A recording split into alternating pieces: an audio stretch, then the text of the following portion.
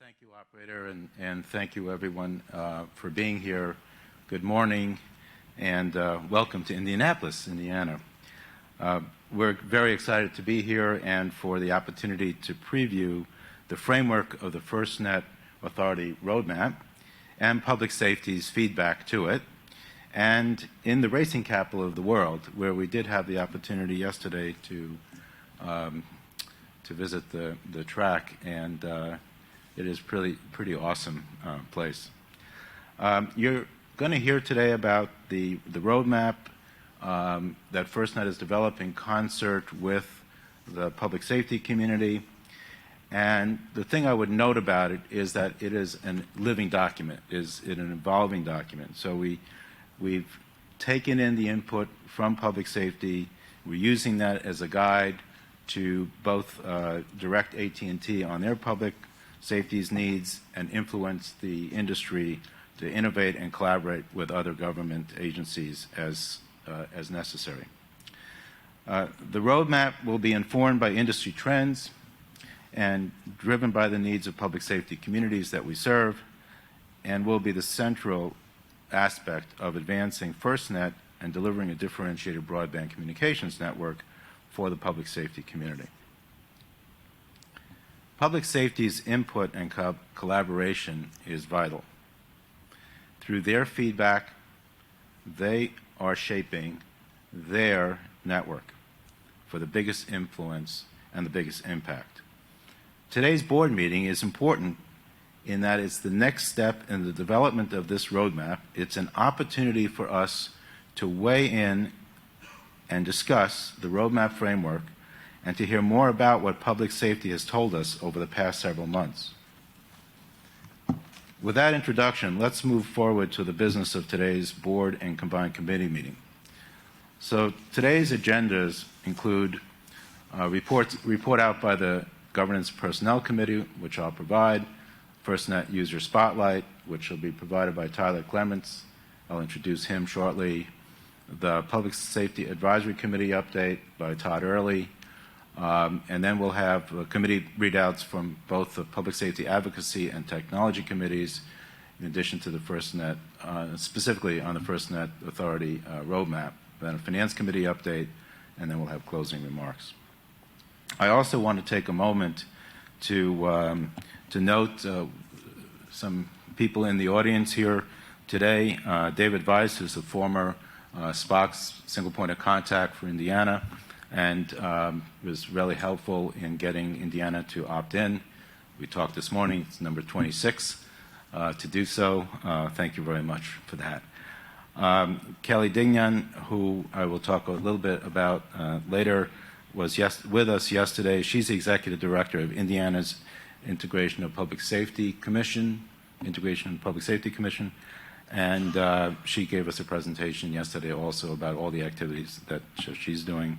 Sally Fay, who's a statewide interoperability coordinator, is here with us today, and Dewan Neely, who's the Chief Information Officer and Director for the state of Indiana, and we really do appreciate you all being here with us today. I have to keep my finger on the mic, otherwise. Okay. Okay, so to kick off today's meeting, let me ask the board secretary to call the roll for the entire board and confirm that each committee has a quorum. Thank you, Chair. Beginning with Edward Horowitz. Here. Rich Stanek. Here. Richard Carrizo. Walton Chase. Here. Neil Cox. Here. Brian Crawford. Present. Billy Hughes. Here. Ron Hewitt. Here. Tip Osterthaler. Here. Paul Patrick. Here. Christopher Pihota. Richard Ross. I'm on the line. Thank you. Welcome, Commissioner. Terry Takai. Here. Dana Wade. David Zolette. Here. Thank you, Chair. We have a quorum for the board and all four committees. I'd like to take a moment to also note that prior to participating in today's board meeting, The board members have received the agenda as well as their conflict of interest guidance provided by the Ethics and Law Program Division of the Department of Commerce, Office of General Counsel, regarding the conflict of interest standards that apply to the FirstNet board members. All of the board members have responded that they do not have a conflict and will not need to recuse themselves from participation in any portion of this meeting today. Thank you. Thank you, Madam Secretary. Each member of the committee has before him or her the minutes of our March meeting. Are there any additions or corrections to those minutes at this time? Seeing none, I'll take a motion that we accept these minutes. So moved, Mr. Chair. Second. Thank you. All in favor, say aye. Aye. Opposed, indicate by saying nay. No nays. Any abstentions? No abstentions. The minutes are accepted. Madam Secretary, please make the minutes available to the public following this meeting. Thank you. We'll post them on the website. To begin the Governance and Personnel Committee update, I wanted to provide a quick leadership update on the status of the CEO hiring process. As we discussed in the March board meeting, the process for the selection of the FirstNet's Chief Executive Officer is actively underway and remains a top priority of the board, NTIA, and the Department of Commerce.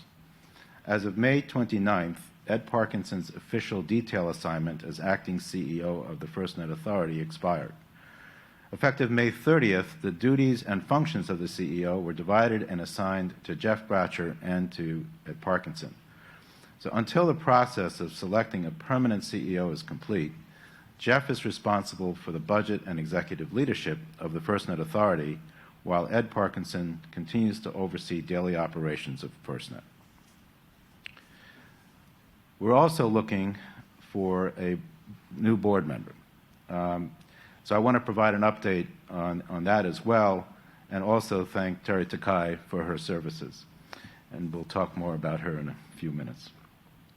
In August of 2019, one of the 12 appointments of non-permanent board members to the FirstNet board will expire, and the NTIA has initiated the annual process to seek expressions of interest from individuals who would like to serve on the board. At present, the NTIA is in the process of interviewing board candidates and is on track to announce the appointment by the Secretary of Commerce by the expiration of Terry's term, which is on the 22nd of August. That's the plan. And as much as we look forward to the appointment of a new board member, we would not be where we are today without the commitment and hard work of board member Terry Takai. Terry is a founding and the longest-serving member of the FirstNet board, serving from 2012 to the present. Pioneer Foundation. As a board member, Terry's been an influential member of the board's governance and personnel committees and public safety advocacy committees, and has worked tirelessly to create the FirstNet network for public safety. To honor her invaluable input and services as a board member, the board would like to formally recognize and thank her with the following board resolution. Board Resolution 99, which is an expression of interest for the services of Terry Takai as a member of the First Responder Network Authority Board. So before I ask Karen to read through the resolution, I'd like to open up the floor to anyone who wants to say anything they'd like to about Terry, knowing that this is her last meeting in person. So, Neil. Yeah, Mr. Chairman, thank you. Terry, it really has been an honor to serve with you. I know when I joined the board, we were doing some very critical decisions, and most people don't know that there was a lot of controversy on this board concerning whether we would have one bid or we would have 7 different bids to roll out this network. There were some people that felt that one bid was too big. This was too big of a project for anybody to take, and others said, no, we need to have one and we're going to divide it up into several different regions and have different groups bid on it. However, Terry was very, very solid in her her thoughts and her processes that we need one network, we need one national network, and we will find somebody to bid. She's been an inspiration on the board. I really, truly enjoy serving with her, and I wish you the best in whatever you do. But I mean, having been here from the beginning, you've seen it all. You've seen it from whether we stood a chance or not of making this happen to the point now where we have one of the most dynamic networks in the world. And it works, and it works, and it's saving lives every day. So again, thank you for your service. Thank you, Neil. If you don't mind. Ed. I joined FirstNet back in July of 2013, and Terry and I met just a few weeks afterwards. At the time, there was just a handful of staff. More board members than there were staff. And Terry was such an important part of establishing the management of FirstNet, ensuring that the network got up and running in terms of the skill sets and frankly, the personnel that we brought on board. The experiences that she brings as a former CIO in California and Michigan and DoD allowed for public safety to know at the federal, state, and local level that they had a voice inside the management and operations of the system was hugely important. When we went around to the communities across the country and we said, we have Terry Takai, people knew who she was and they understood the impact that she had on our ability to develop an RFP, engage with public safety. And from a personal perspective, she really did act as a sounding board and as a mentor to me, especially as we were just starting our way and finding our way as an organization. So from the management and from me personally, Terry, I really appreciate everything you've done for the organization and for public safety across the United States. We would not be here without you. It's that simple. Yeah, thank you, Mr. Chair. Terry, it has been an absolute pleasure to serve with you. I had a chance to meet you in the summer of 2014 as I was coming on the board. You interviewed me. Wasn't quite sure what to expect, but I knew from talking with you and the other two individuals that day, other board members, that this was something I wanted to be a part of moving forward. You are universally respected across the board. And we've been to board meetings across this country. We've done a lot of things together. And everywhere we go, you seem to know someone, somewhere in that field. And that depth of knowledge and your passion for public safety comes out. Even yesterday, sitting in the board briefings, you were pressing the issues that were important to this board looking forward. And I appreciate that, Terry. You have been a dynamic force to deal with, truly. And I don't say that lightly, because you think about all the things that you've weighed in on. You think about the other board members like myself you've been able to mentor and bring on over the years.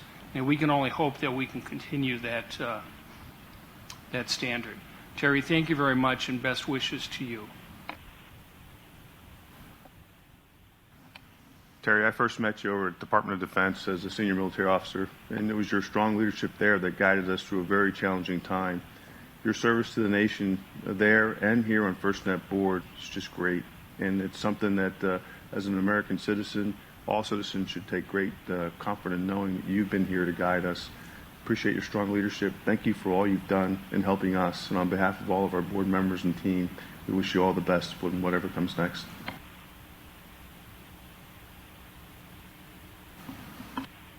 Thank you, Mr. Chairman. Terry, it's been 7 years ago, August, right? So time flies.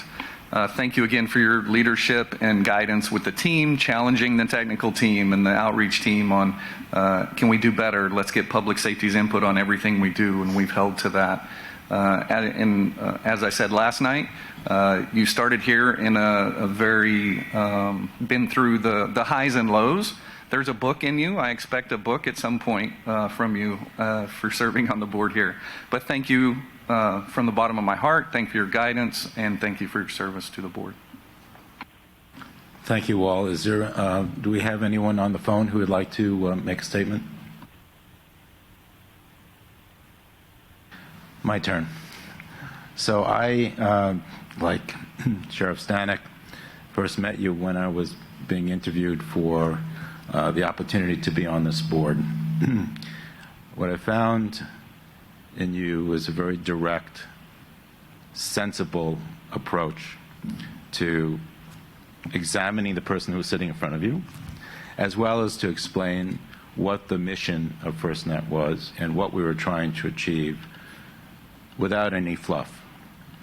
And I think that characterizes who you are. There's no fluff about you. You're very direct, obviously extremely knowledgeable on the subjects, well-liked and well-known. And because you're well-known and well-liked, there's no need to pussyfoot around. You're just a person you can talk to, quite frankly. And I also benefited from your counseling as I was easing my way into and onto this board. So we have this resolution for you. I would also note that you might be getting off the board, but we're instilling upon you an ambassador rank so that we can feel free to call you, not pay you, but call you anytime we need some assistance and some introduction. So with that, if there are no other comments from anyone, then I would like to suggest to Karen that you read through the resolution slowly. Thank you, Chairman. So I will read, this is Resolution 99, and so I will read through the operative language, and we will post this on our website as well. Once it is voted on, I'm assuming it's going to pass with flying colors. Whereas Terry Takai has served admirably as a founding and the longest-standing member of the FirstNet Authority Board since its inception in 2012, and as an influential member of the board's Governance and Personnel Committee and the Public Safety Advocacy, formerly known as the Consultation and Outreach Committee. Whereas Terry Takai has notably represented the state and local government communities, and her expertise in government information technology and her extensive experience as the Chief Information Officer for the states of Michigan and California have been invaluable to the FirstNet Authority Board. Whereas Terry Takai has contributed instrumental input and provided invaluable strategic expertise to the board as the FirstNet Authority created its formative roadmap to guide management from inception and startup through the release and evaluation of the RFP for the nationwide public safety broadband network, to the contract award to AT&T and the successful opt-in decision from all 56 states, territories, and the District of Columbia, to the deployment of the NPSBN and the development and implementation of the FirstNet Authority roadmap.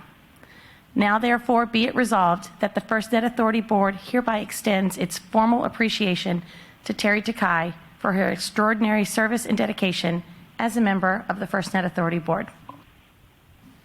Thank you, Karen. May I have a motion to approve Resolution 99, please? So moved. Second.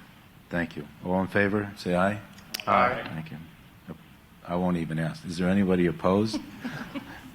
Nay, none. No abstentions. So with that, the resolution passes. Terry, thank you so much for everything that you've done.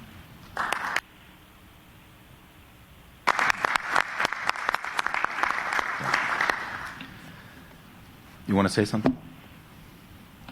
Well, yes, Ed, I would. First of all, it's been an honor to really serve on this board since the beginning, number one. Secondly, I am so tremendously proud of the board today, but also all the board members that I've served with over the past. And I'm just excited because this is something I think all of us feel is a lasting accomplishment for each one of us. It's one of those once-in-a-lifetime opportunities. So first of all, thank you to this board for the resolution, and wish you all the best. And you're absolutely right, Ed. If there's anything you need in the future, just let me know. Thank you, Terry. The next item I'd like to talk about is the Chief Harlin McEwen Public Safety Broadband Communications Award. The Chief Harlin McEwen Public Safety Communications Award is the FirstNet Authority's sole prestigious award. And established in 2017, the award recognizes the spirit of service, commitment, and dedication that is a proud tradition among public safety. The award was created in honor of Chief Harlin McEwen for his extraordinary expertise, experience, and leadership as the founding Public Safety Advisory Committee Chair. And past recipients of the award include Chief Harlin McEwen and Tom Sorley. The award honors an individual who has displayed remarkable leadership or made significant contributions in the field of public safety, broadband communications. Any sworn or civilian member of public safety, fire service, law enforcement, EMS, emergency management, and 911 emergency communications is eligible for this award. And FirstNet Authority is seeking nominations through the 30th of September, and if anyone is interested in it and in nominating someone, the nomination form can be found on the firstnet.gov website. Before closing on the governance committee, let me welcome Tyler Clements, field coordinator for the state of Indiana, as part of our FirstNet user spotlight. And I also want to thank the individuals who hosted the board yesterday at the Indianapolis Motor Speedway.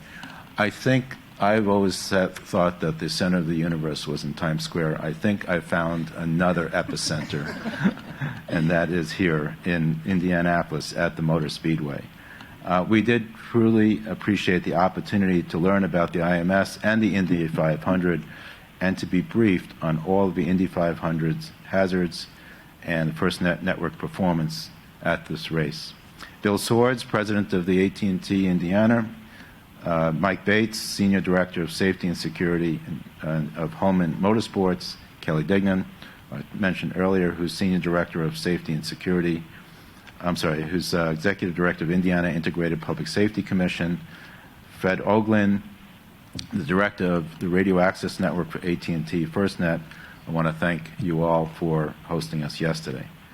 With that, I'm pleased to introduce Tyler Clements, Field Coordinator, Indiana Integrated Public Safety Commission. Thank you, Mr. Chairman.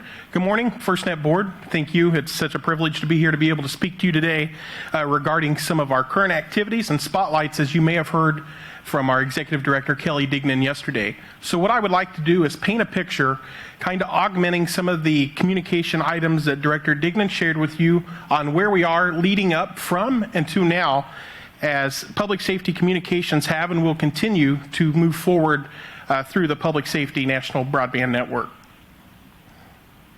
So what I'd like to talk about today is the inception to reality and kind of some of the progress that we've made. As Chairman mentioned, my name is Tyler Clements. I'm with the State of Indiana Integrated Public Safety Commission.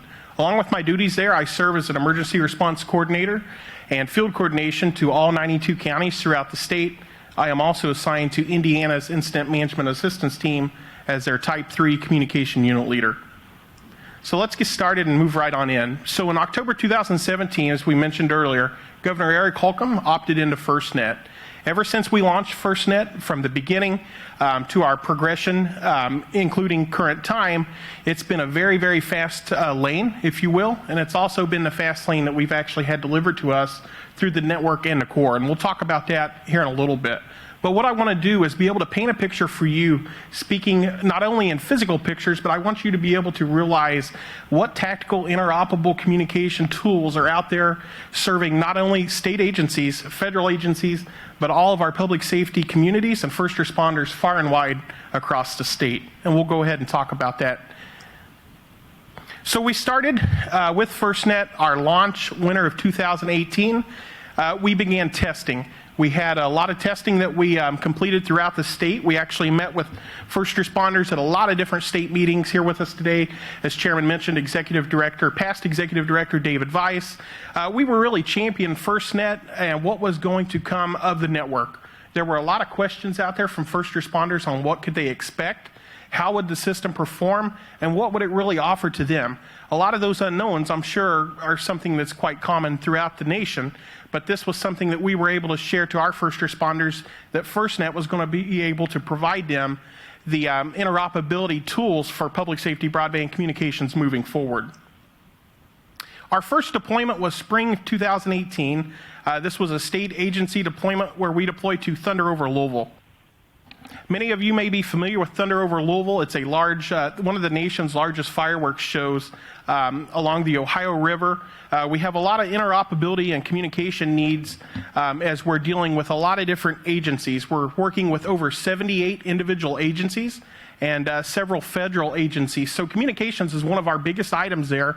But one of the other items that really stand out is the need to be able to provide communications over a broadband platform. So one reason that I'm showing this slide is because I'm going to show a second slide here with a current and past year. This is an annual event that leads in to the Kentucky Derby. And as you can see here in the bottom left-hand corner, you're going to see a very large crowd. The crowds here on an average year with good weather range anywhere from 250 to 300,000 people just on one side of the river. So we know that the ability for a mass casualty incident, maybe a domestic terrorism incident, a lot of homeland security items arise. And one of the issues we have here is so many civilians texting and on their cellular devices, live streaming and communicating, that first responders before FirstNet had no way to communicate. We had no lane that was ours. We had one of the biggest issues that we dealt with was that the networks were so congested, a simple text or a phone call were unable to be performed.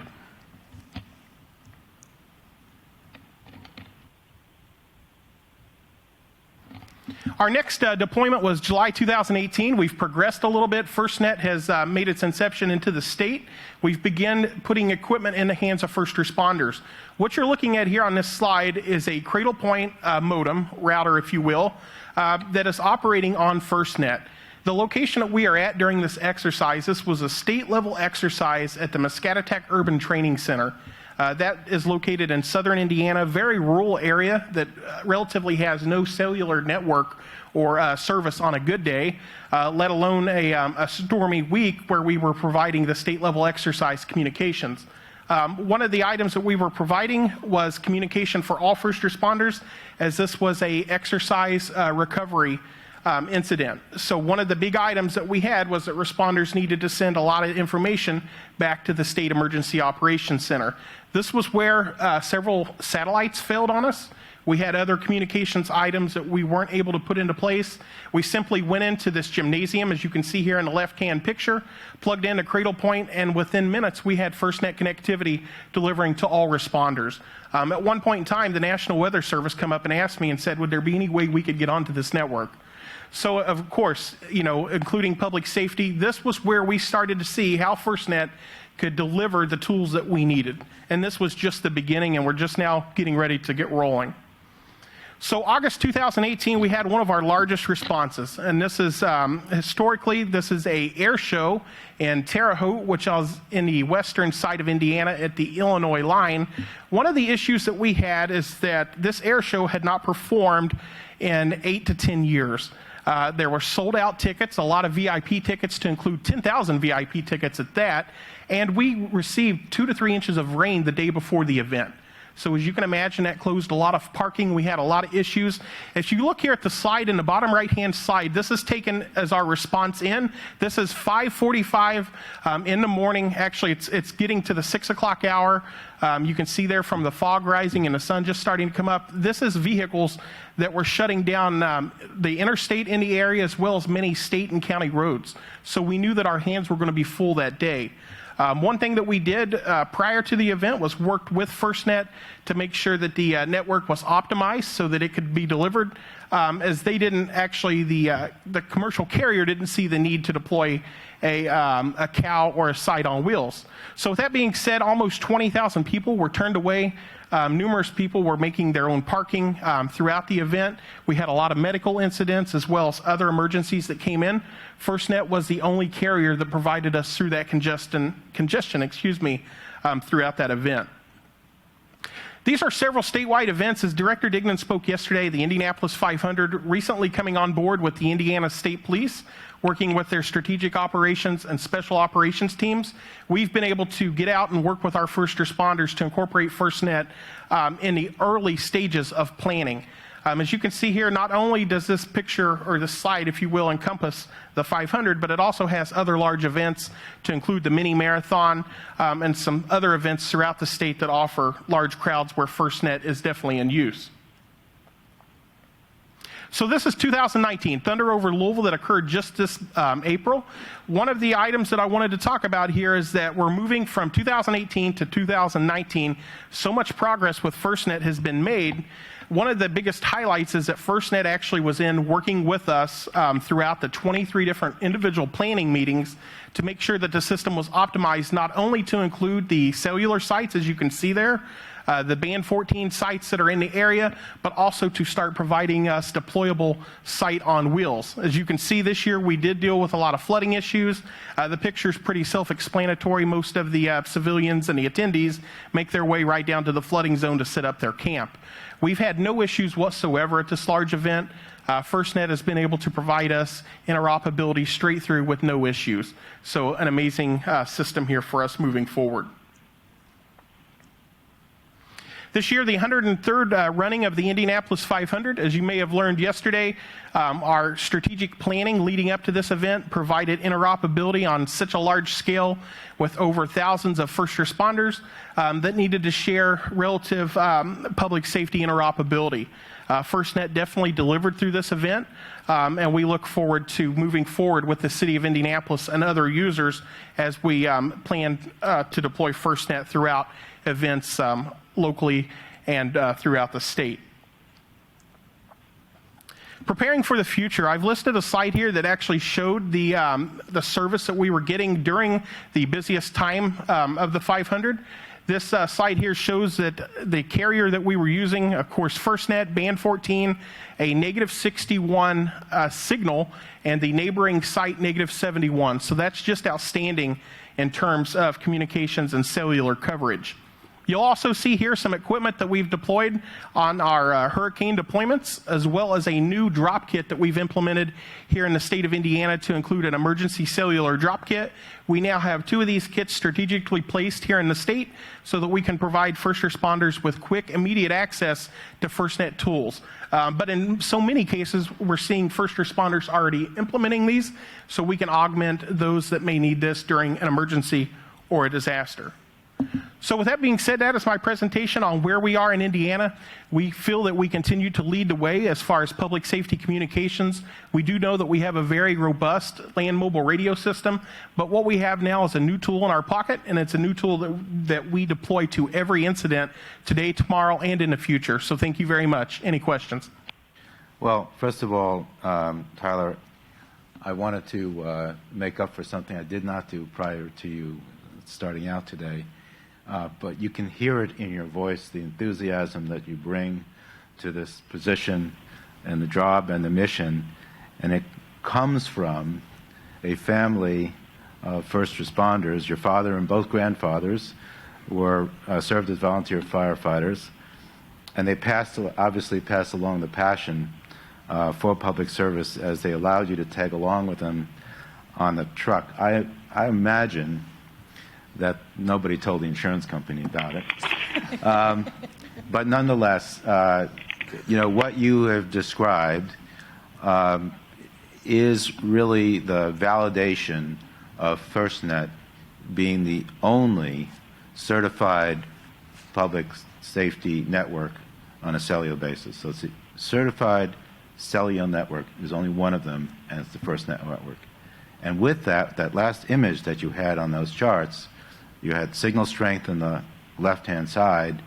That shows a pretty hot signal. And yesterday, when we were on the speedway, similarly observed, because Jeff Bratcher brings his Band 14 phone wherever he goes and measures downlinks and up. It's a similar hot environment there. And what you have here is really the essence of what FirstNet is about, both in a large domain like the Speedway, also in planned events, as you just described, but also that you can depend upon it with the deployment of Band 14 equipment throughout the state in order to serve the needs that come up in an emergency situation. So thank you for what you do. Don't stop. We need more of it. Bring more people into the network. We want more people like you out there in the fields working with public safety. So with that, let me turn over the table to anyone who has questions. Thank you, Mr. Chair. Tyler, thank you very much for your service to your local population here and to the country and the nation. As you watch FirstNet evolve over the couple of years that you've been using it, what do you think that we can do next to improve the service for you here? You know, I think the biggest thing is that we need to still work collaboratively with the network, with AT&T moving forward. I think that it's very important that we hold their feet to the fire.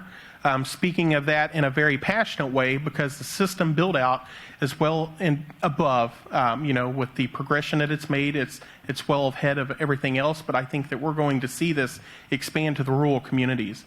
And speaking to go on to Mr. Chair was speaking of, I think that it's important to know that this is an all hazards tool that we now have that we didn't have before.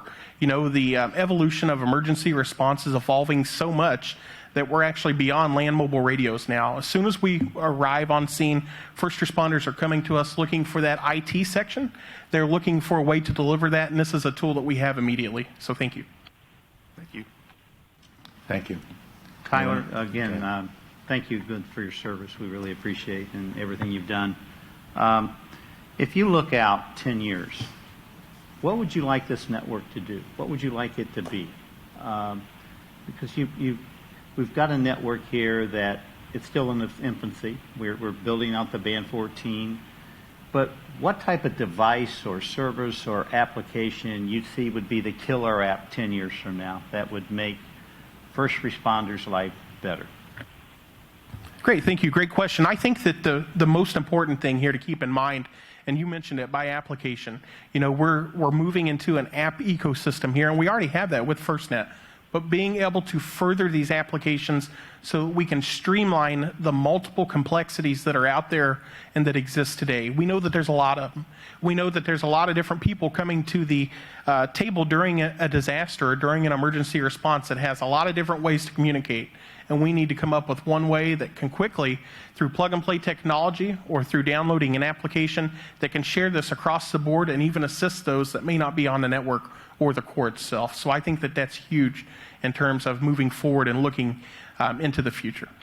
So in the case of a secure application based on the situation at that need, getting into the right databases where someone, knowing that that's the incident you're going to, that app pops up, push that app, and all the information is available for all the first responders, and so they all know that would be something that would be save a lot of lives and help the first responders, correct?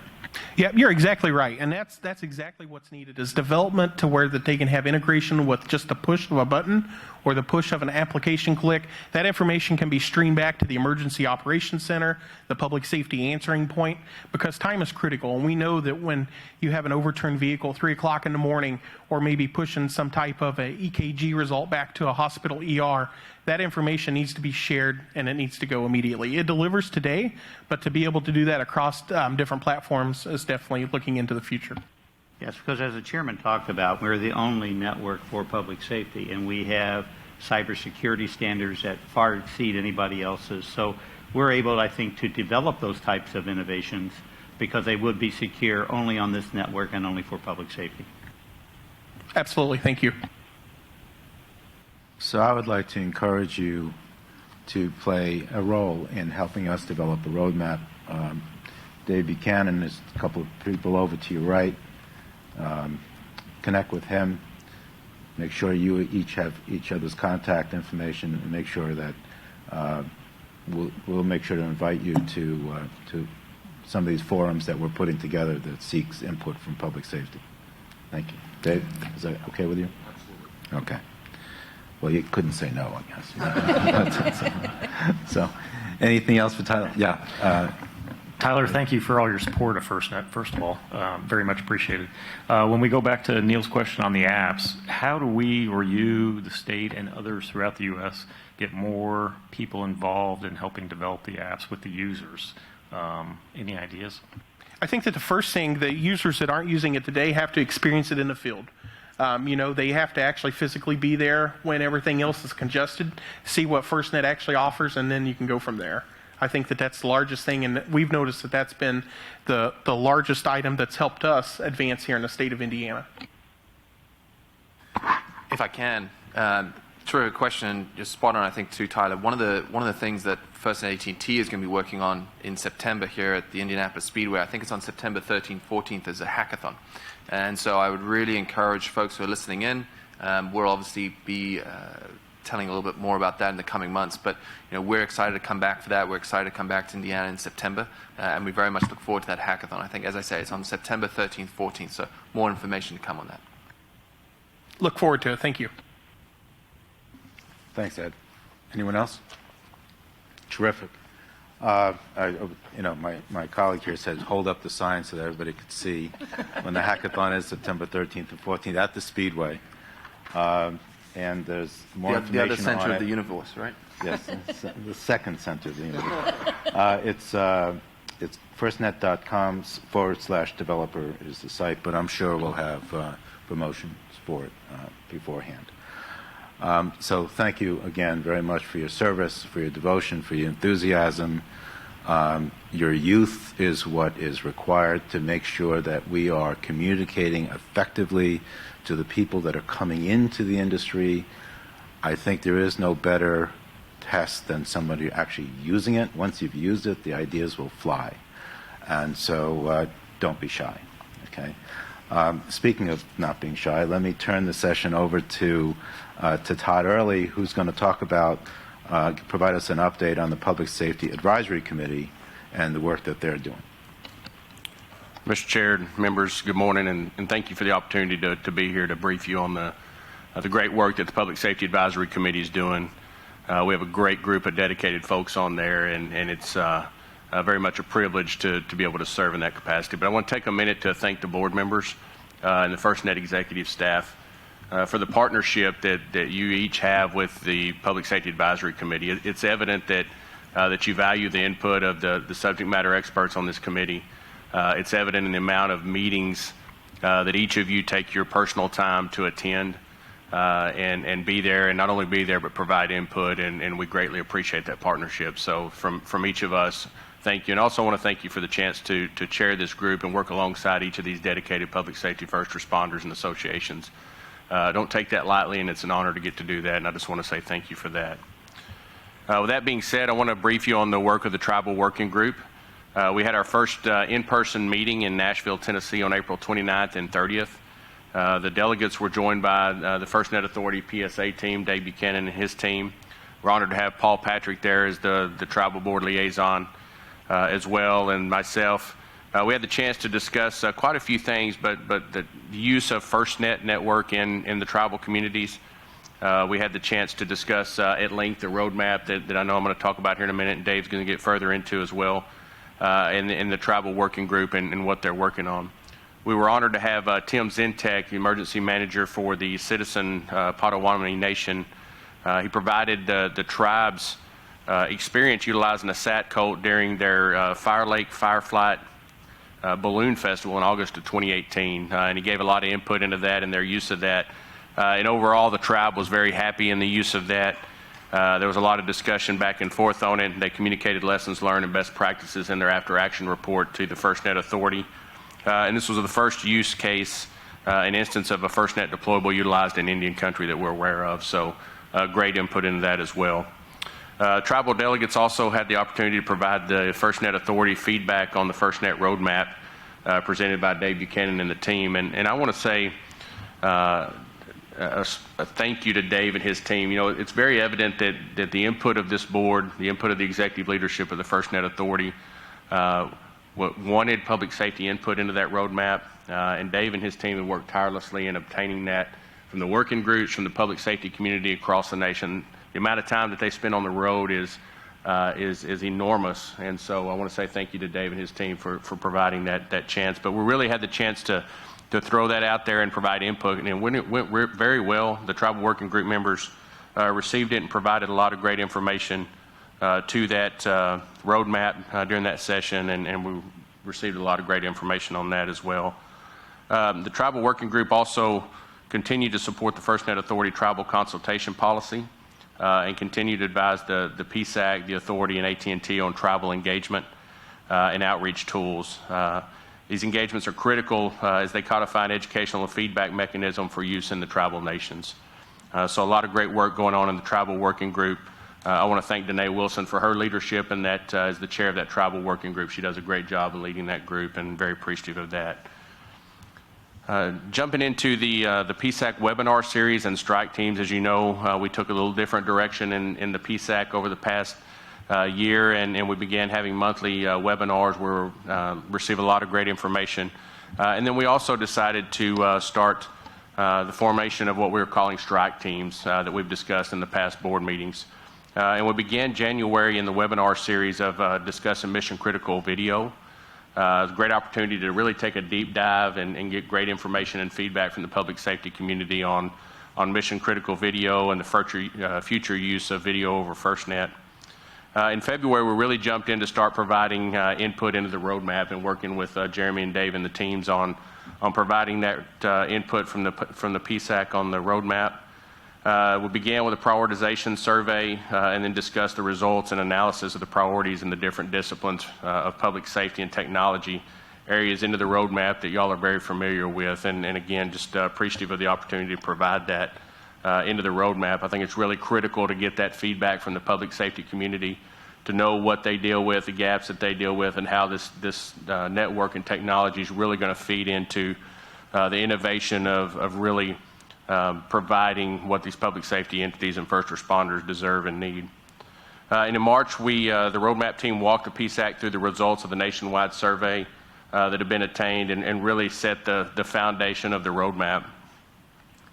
In May, we got the opportunity to really have one of our first strike teams, and that was really centered around the FirstNet Experience Center in Boulder. We met at the facility in Boulder, and I want to thank Jeff Bratcher and his team. They're doing a great job out there and what they're doing to set that up, and really had a great day of knowing and understanding what they're looking at doing, but then having the chance for the members to provide the feedback into the FirstNet Experience Center and what's critical to public safety. I appreciate that opportunity, and not only the plans for the lab there, but also the experience program on the road. I think it's critically important to not only have that there, but have the ability for Dave and his team to, when they go out to public safety, to show that capability so that they understand and know what they're actually utilizing. And I think it was a great thing. It's one of the things that they asked was us not to dissolve that strike team, to continue it and provide continuous feedback into the build out of that experience center. So we're appreciative of that as well. I'll go into more detail in our in-person meeting that we held earlier this month. The executive team and I had a few topics that you see here on future webinar series and things that we're looking at establishing and having webinars and briefings on. But one of the strike teams that we had discussion on that we are standing up is telehealth use and policies. We're going to establish a telehealth strike team. We think that feedback is critical.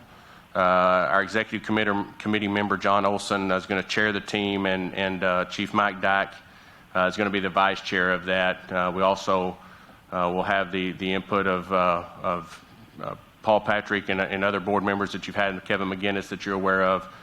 Really excited about this. We think this is really going to provide a chance to really explore and provide critical input into how this is going to really just explode the use in telehealth and allow those critical components to be utilized over the FirstNet network. Todd, if I may, Mr. Chairman of the board, this aligns very nicely with the MOU that we signed with the University of Mississippi Medical Center in Jackson, Mississippi, when we were down there last month. In fact, Damon Darcy and his team were in Boulder, Colorado just this week, working with Jeff's team and identifying areas for coordination and cooperation. So that effort, plus obviously the work that the PSAC is doing, it really does marry up very nicely and shows that we're really trying to make a big push in this space. We really feel as though telemedicine, telehealth is frankly an area that we could do a lot of strategic work on. We look forward to those efforts. Thanks, Ed. And lastly, one of the other strike teams that we are looking at possibly formulating is a strike team centered around identity credentialing and access management, which we think is going to be as critically important use of this network. So lastly, I'd like to brief you on our in-person meeting that we held in June. We had a 2-day in-person meeting that we held in New Jersey at the AT&T Global Network Operations Center. And I will say, if you've not had a chance to see that GNOC, it is outstanding and really a sight to see when it comes to the operation of that network, the security of that network. And I wanted to say thanks to Fred Scalera and his team for setting that up for us, for allowing us to come to the GNOC and really have that meeting. We had about 25 Public Safety Advisory Committee members who took the time out of their busy schedules to attend and provide input.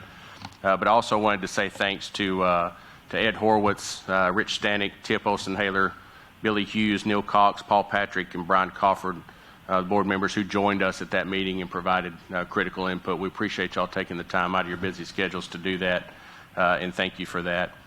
On day one, we participated in breakout schedules centered around the roadmap, provided really kind of final discussion into the roadmap that was presented to this board, and appreciated the opportunity to do that. We also toured the Global Network Operations Center. Again, it's a sight to see if you hadn't seen that, and really just shows the outstanding power and operation of this network and the security of this network to public safety. It was really a highlight of our trip. Also had the chance to see one of their sat codes. On day two, we hosted Chris Sambar from AT&T and also Derek Orr from PSCR. We heard updates from each of those organizations and what they're doing to further the innovation of this network, and appreciate that very much. We also had lengthy discussions from Dave and the PSA team on their engagement, calendar, and strategies moving forward. And then also had an outbrief from the tribal working group and the strike teams, and had further discussions on those. So again, that sums up the work of the PSAC, Mr. Chair and board members. And again, we thank each of you for your partnership and allowing us from the public safety community to have input into the build out of this network.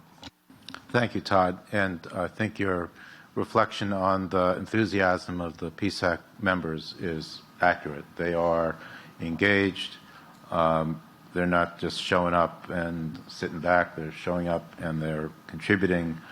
The staff of FirstNet Authority is also appreciative of the input, but also we use you as a sounding board to try out things try out ideas that we're not really sure have legs, and you provide valuable input to us as well. So I really do appreciate all the things that you do, and I agree that GNOC tour, in addition to the in-person session, was extremely valuable. Mr. Chair, I just want to Yes. take a moment to thank Todd for the work he's doing with his leadership and also with the executive team and moving the PSAC forward. As was mentioned, the GNOC tour was amazing, and I've heard a lot of feedback from attendees of how that's kind of changed their focus and what they thought and how they're now thinking of moving forward, and with that and the strike team. So Todd, thank you so much for what you're doing, and as a board member, I want to let you know how much I appreciate that as well. Thank you. Yeah, Todd, I want to thank you for what you're doing, running the organization. I'd also like to thank you for inviting the board members to the PSAC meetings. There isn't one meeting that I don't go to that I don't come back learning something new. You know, I'm not a first responder. I build networks and services, and when I go and listen, and I listen at some of the, you know, what people are talking about, what's on their mind. And one that stuck with me from New Jersey was a simple fact that I did not know this, that, you know, EMS don't get paid unless they transport a person to a hospital. And the trials that you're going to do now to do the telemedicine and video it so they don't have to transport and they can still get paid for that service is phenomenal, because you free up so many resources all the way from the hospital to the vehicle being ready for another emergency, and the patients are being treated better. But it's that type of innovation, using technology, using video, sending it to the cloud. Everybody can see what was done. All the insurance companies are happy. But that's the kind of data that we get for those of us that aren't first responders when we go to these types of sessions and listen. So it's phenomenal. You're doing a great job, and you know the PSAC is absolutely a gem for the FirstNet network. Thanks, sir. Thank you. Neil, I just would like to add a little bit to what you said. So you may not be a first responder and understand kind of the dynamic, but you are a business person and do understand that if you can come up with a method to provide a service in which a party can get reimbursed for their work, you got a business case. So the contribution of yourself and other members who have a business orientation adds to the PSAC membership is a business component. And I'm really looking forward to this strike team and its development, not just of the operational requirements, but also how does one create a compelling business case so that this can go from a pilot to a policy. So that's, where I'm looking for it. Mr. Chairman, if I could too, Yes. I want to just echo on both your Neil and your comments. Coming from an EMS and a fire service background, telemedicine can be a game changer for EMS. Fire service and EMS tried to implement and are still implementing community paramedic programs. And some of those programs were curtailed or cut short because of the lack of funding.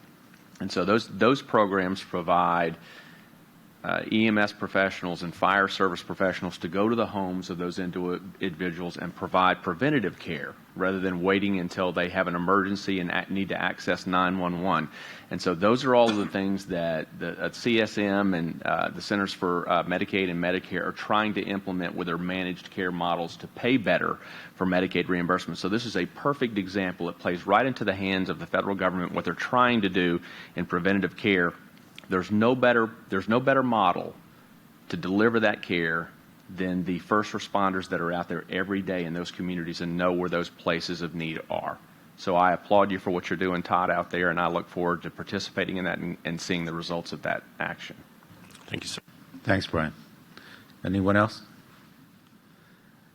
Thank you. So before we move on to the reports of the Public Safety Advocacy and the Technology committees, I want to just take note that we have changed, in this instance, the traditional report out of these committees because both of them focus their activities on the roadmap program that you're going to hear about today.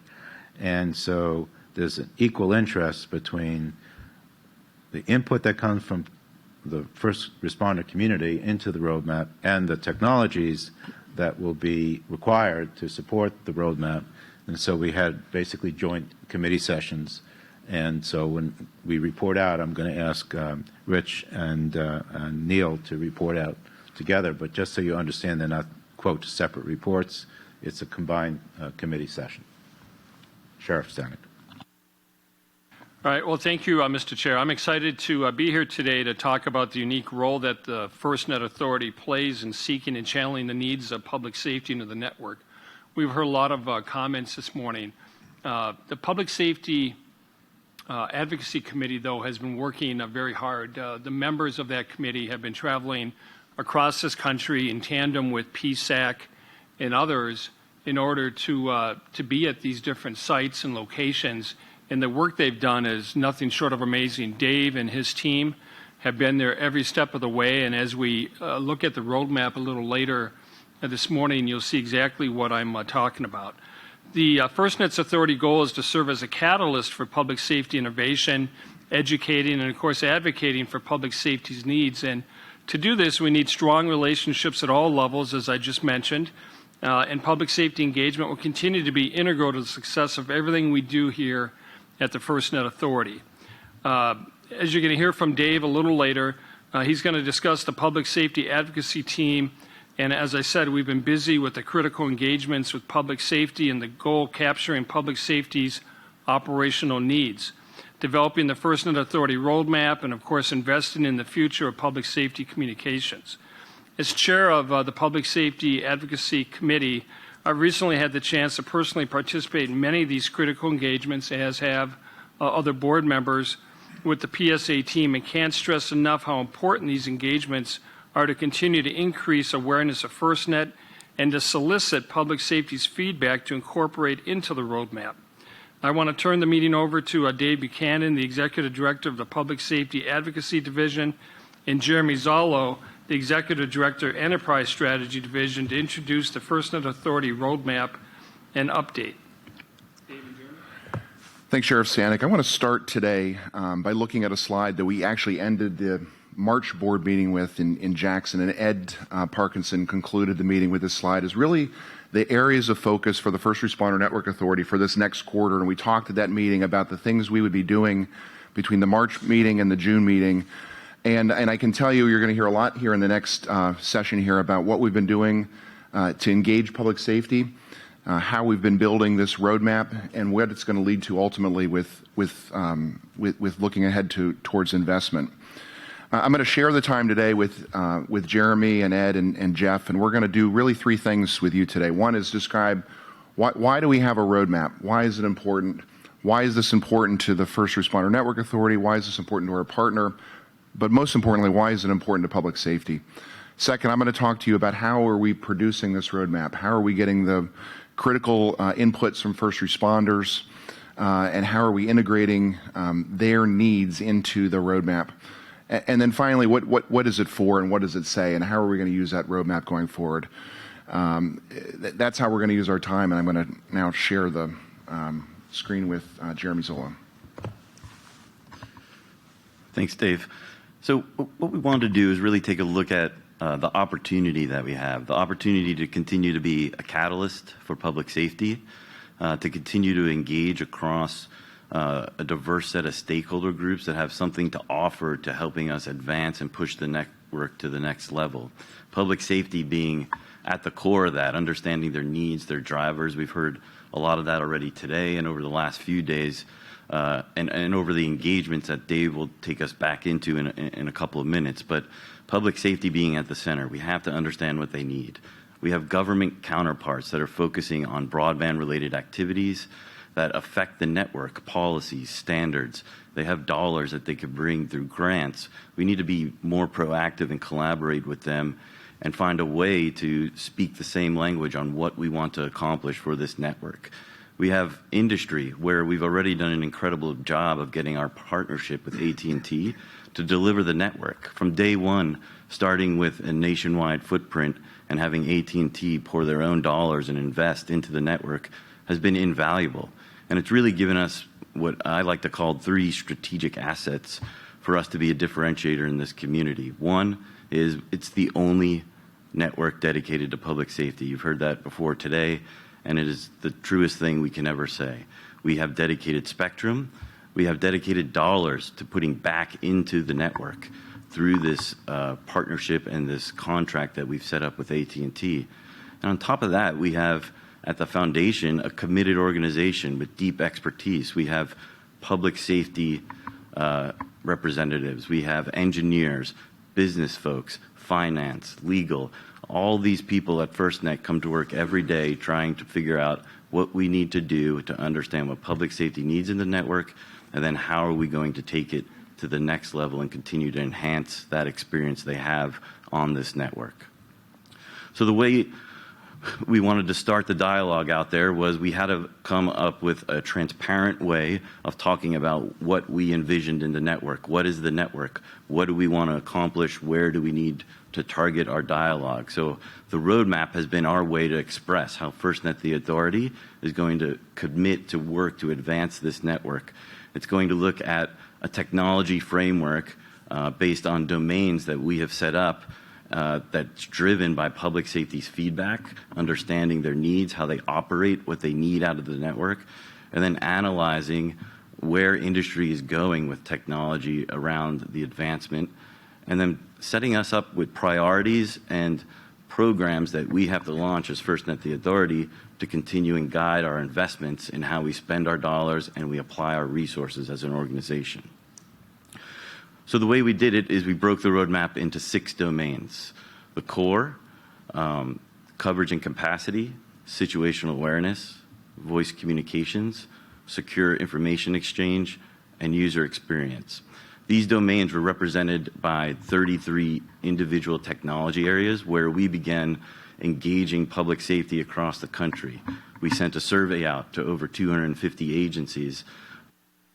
They would prioritize and look at these domains and these 33 technology areas. This became the foundation for us to begin to engage public safety. Then we went out, and Dave will walk you through this, and spoke to over 600 public safety agencies. We collaborated with them, we asked for their feedback, and we started to create a vision for what we expect out of each of these domains for the network. But right now, Dave is going to walk us through what we did with public safety and the results that we got as an organization. Thanks, Jeremy. So I'm going to take a few minutes and really share with you, Mr. Chairman, how we are engaging public safety, who we're getting to meet with while we engage with them, and what we're learning from them. On this slide, it really shows the process we've used starting in January of this year to use public safety's input and use public safety's feedback to help us begin to narrow this roadmap into the 6 domains that Jeremy just shared with you. When we first uttered the word roadmap at the December board meeting, we quickly and swiftly recalibrated the way we were going to engage public safety going forward, the kind of topics we wanted to share with them. Here, Jeremy described the surveys we were able to put out in January to help us begin to narrow what literally could have been hundreds of topics that could have been the titles of these key areas of focus for our roadmap, to begin to narrow those down. You heard Todd mention the work we did with the PSAC in January and February to again survey them, to use their advice and counsel on what topics should be focused on. We convened focus groups in March and again made available to first responders in all 56 states and territories the opportunity to engage us in January and February and March as we began to narrow those topics. And Jeremy in the next session is going to go into more detail about what is inside of each of these. But for me, the most important part is where we are now. We've got the 6 domains. We have this process by which we're engaging public safety. We're going to continue, as the slide demonstrates, to provide draft materials and written materials to public safety, get their feedback on it, to help us refine it and revise it and improve it as we continue to bring that forward. What I like best about this process that we're doing here in 2019 and the feedback we're getting from public safety about what they like best about it is really the same model we used since the beginning of FirstNet, since 2012. We're engaging public safety. We're getting their inputs. We're using their inputs to then improve deliverables that are going to bring the network to first responders.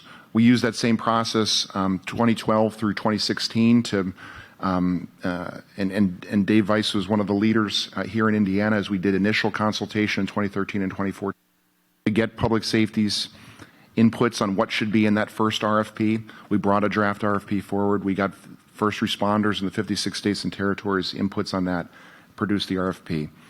We used that same process then in 2017 as we brought draft state plans to first responders, the states, and public safety, got their input, and we were able to then improve on that draft and ultimately bring a final state plan that all 56 governors in the 56 states and territories opted into. And now in 2019, we're going to use that same model in 2020 and beyond of engaging public safety to get their input, and this time it's to produce this roadmap.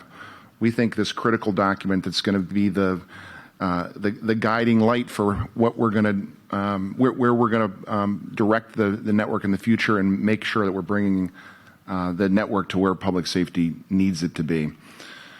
So I want to talk a minute about sort of who we've been meeting with and what we've been talking about. And these slides, this slide in particular, on the right-hand side shows you really the breadth and the different types of disciplines, organizations, and people we've been able to meet with during our 606 roadmap engagements here in 2019.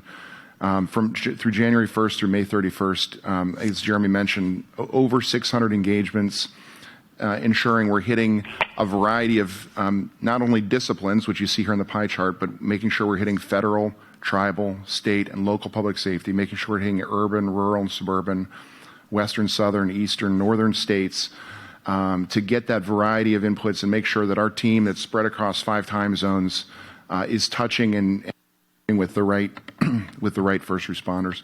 On the left-hand side, what you see is since we identified the 6 domain topics in mid-March, used public safety's inputs to narrow those topics, what this shows is we've really been hitting the roadmap hard. Those are the numbers, the percentage of engagements that have touched those roadmap topics. So since we identified the roadmap domains, 82% of our engagements have touched on coverage and capacity.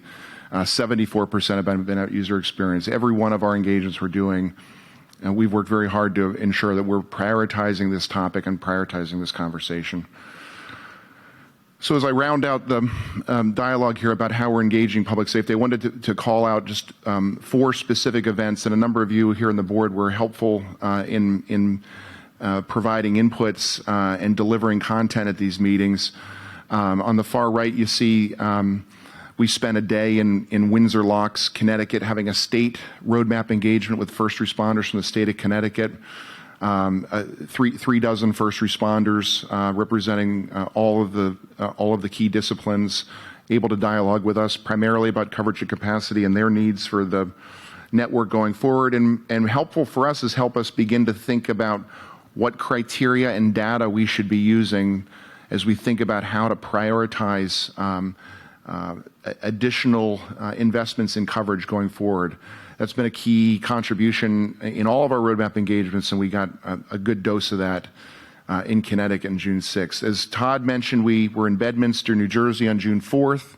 Spent a day with 2 days with the PSAC, but a day dedicated to roadmap engagement to get the feedback from the 43 members of the PSAC on the 6 domains. We had dedicated time, breakout sessions in small groups. Again, very helpful as we get the feedback and bring additional operational context to this roadmap so we can continue to refine it and improve it. In May, at the end of the month after Memorial Day, we spent 2 days in Iowa. Tom Lampy, the single point of contact, and a longtime friend of FirstNet, who's a member of the Iowa State Police, led a Region 7 roadmap summit. We had 120 first responders from Missouri, Kansas, Nebraska, and Iowa. We had breakout sessions on the 6 domain topics. Again, be able to get precision and details from those first responders on those topics, help us better understand their needs for the network going forward, and be able to allow us to bring more definition and refinement to the roadmap going forward. And last but not least, I want to call out our nationwide Public Safety Roadmap Summit we hosted in June 12th in Phoenix, Arizona.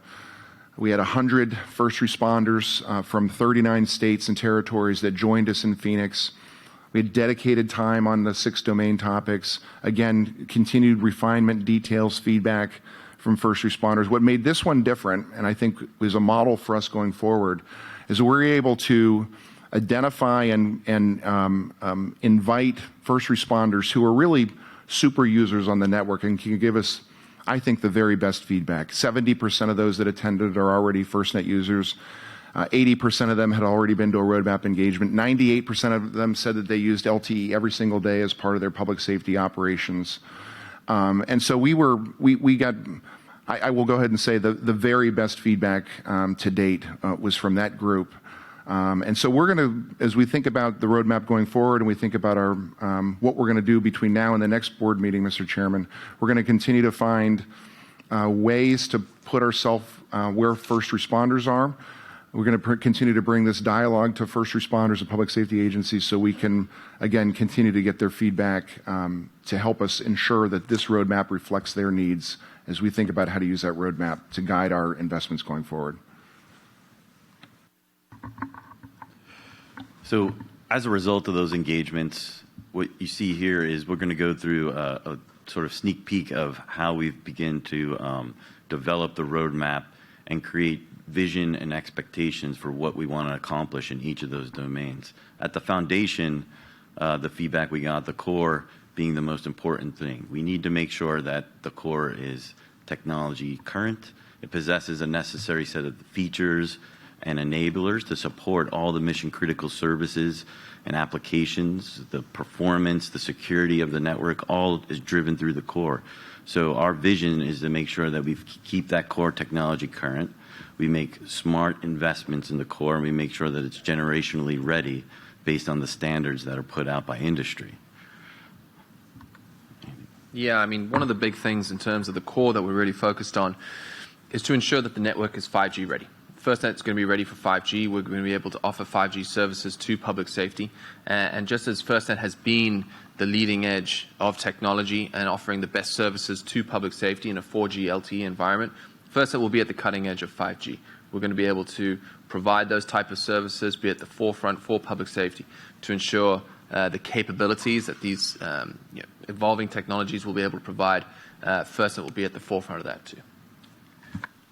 And I would just add, Chairman Stanek and Chairman Cox, again, the core is one of the key differentiators. We have a dedicated network, as Tyler explained earlier, for first responders, dedicated network identifier, dedicated spectrum. The core is the brains of that network. And again, we signed a 5-year contract to get the core built in the initial phases back on March of 2017. So we're 27 months into the core and where it's at now.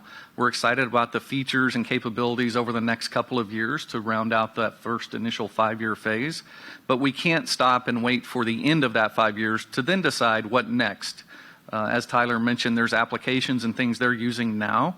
We want to continue to drive that to meet those public safety needs and communication needs for this network. We have teams focused on this 5G initial capability, how we're going to start working that into the FirstNet core as well going forward.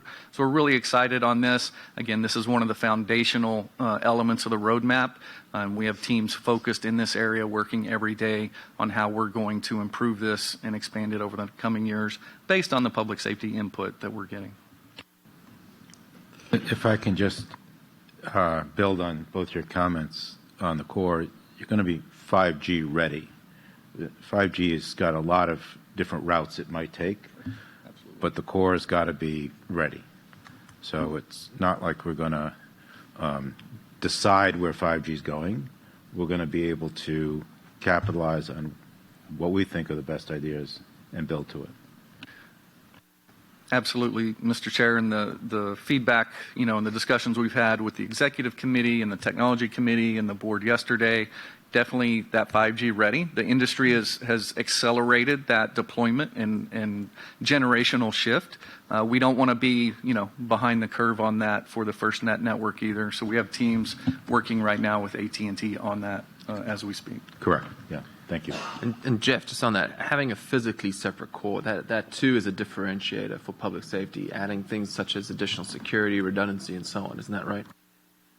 Absolutely. As the PSAC, we're able to see the GNOC. We also have the dedicated security operations center that monitors everything for the FirstNet network and that public safety traffic to ensure it is one of the most secure networks in use today by public safety, I would say worldwide. So that's definitely a key differentiator. And what not only the legislation, but those that provided input in developing the legislation that created FirstNet and our mandates, they recognize that need of a dedicated core network for their user traffic to ensure it's protected and to also be able to advance their capabilities and features to support the mission critical needs.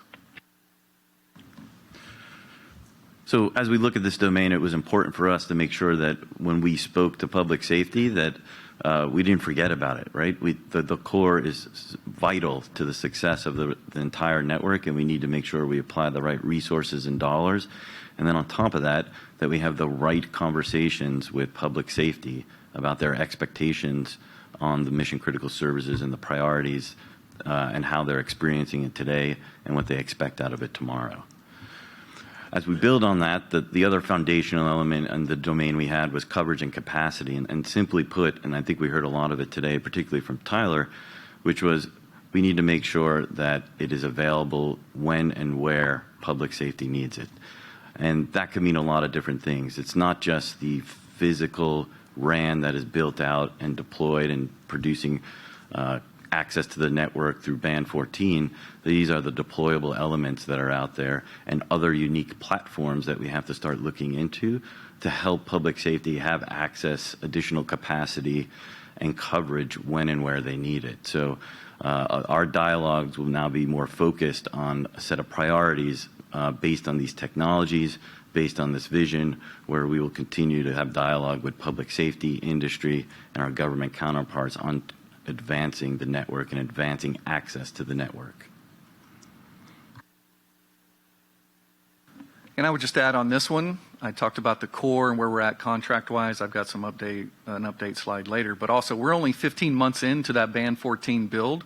Tyler, I was really excited to see you use the same app I use to see what band I'm on wherever I'm out at meetings. That Band 14 build is ahead of schedule. AT&T's pushing that hard. But we're only 15 months into a 5-year build. So that's supposed to run through 2023. But now we want to start understanding, okay, we know what will be built out, but what are areas we can start looking at investments to enhance coverage, further coverage, bring more deployables to market for FirstNet, focused on those public safety needs across the U.S. So we're really excited. Again, another key foundational element of the network was the radio access network, the cell sites, and all the activities we're doing with that and the core network. So these are two of our key focus areas, especially in this first year with some of the investment dollars we do have now moving forward. As we move through to the next domain, this is situational awareness, right? So how do we get real-time access and distribution and collection of information out there for hazards, threats, conditions on the network in a manner that is tailored specifically to public safety's operations. Location-based services was one of the biggest topics that we talked about here. Mapping, GIS. How do we get that information? How do we create the secure access to that information in a timely manner for public safety is where we envision taking this domain and our dialogue with public safety as we move forward. Additionally, voice communications. That domain is really focused on providing high-quality, reliable voice, including push-to-talk, and all of the available voice-related technologies that are needed to integrate and get voice communications in a manner that public safety has the most advanced feature sets that are available for first responders on the scene. So how do we complement that LMR world, right? We can't just do it with voice anymore. LMR is an incredibly reliable tool, and now we are creating another incredibly reliable tool that just doesn't rely on voice. It gives you different features, different sets, and access to voice communications in a way that we've never had before. Yeah, I think what's also important about this too is that push-to-talk is going to evolve into mission-critical push-to-talk, and ensuring that these are built upon global standards that are adopted through GPP, and then ensuring that there is choice on our system. You know, we're never going to be dominated by just one application or one service. We have to ensure that there is competition in the market, even on our platform. And I think this is a tremendous opportunity for the mission-critical push-to-talk capabilities that will hopefully be coming sooner rather than later, to ensure that as public safety leverages push-to-talk solutions and in time mission-critical push-to-talk solutions, the voice communications piece of this domain is really going to be, frankly, I think, a potential game changer in the tools and the services that we can provide on FirstNet. Secure information exchange. This is envisioning how we enable secure, reliable, and easy to access information, critical information on the network and across a variety of resources. How do we look at cyber? When we took a look at a lot of these domains, it wasn't just about the technology was there, but it's our ability as an organization to collaborate with government and public safety and industry around policies, procedures. How can we affect positive change, not just through the network and the physical devices, but the policies and procedures that we have to start taking a look at as an organization, where we can affect the way that you access information in a secure manner and easy and available and reliable all the time. So it's more than just dollars back into the network to advance it. It's resources that we can apply through FirstNet, the authority, and collaborate with our government counterparts and really start to make a difference on the things that public safety thinks is important to them. And then finally, our user experience domain, which is envisioning an experience on the network that's really driven by public safety's operational needs. How do we allow users to stay focused on their primary mission? These are the applications that we were talking about earlier. These are the devices, specialty devices. How do we get that unique, differentiated set of services and platforms and solutions out there that public safety needs to access? And how do we prioritize our resources to make an effective change in the community? So what we're seeing really here is this holistic view. And I think that's incredibly important. One can't look at public safety broadband, public safety communications through a myopic approach. You've got to look at the entire ecosystem. And that's how we are really approaching this. You have to understand where public safety is. You have to understand the trends and, frankly, the evolving threats that public safety have to face.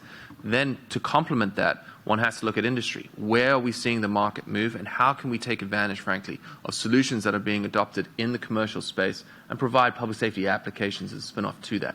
I think having that complementary vision is so important, so that when we do move through this roadmap and as we do work towards investments and provide those type of solutions to public safety, we're looking at this through this holistic lens that I mentioned.